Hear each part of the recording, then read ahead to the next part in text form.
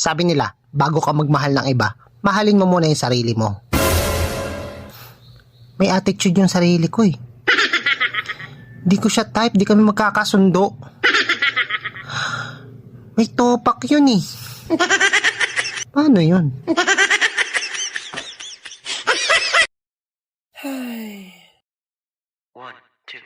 I'm still in love with my ex.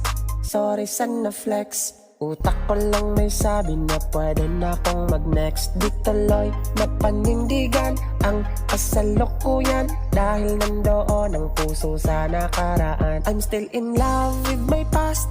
Baka siya na yung last. Pasensya na sa present, maling feeling ang nakas. Di naman sinasadya na saktan ng kusa. Minalas ng animoy, merong itim na pusa. Kay hirap sumugal lalo sa nakaraan.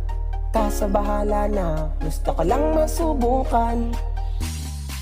Malibang kumusta ulit sa relasyon, nakakatalo lang. Kaya ba today na trabahuhin ng kakatapos lang?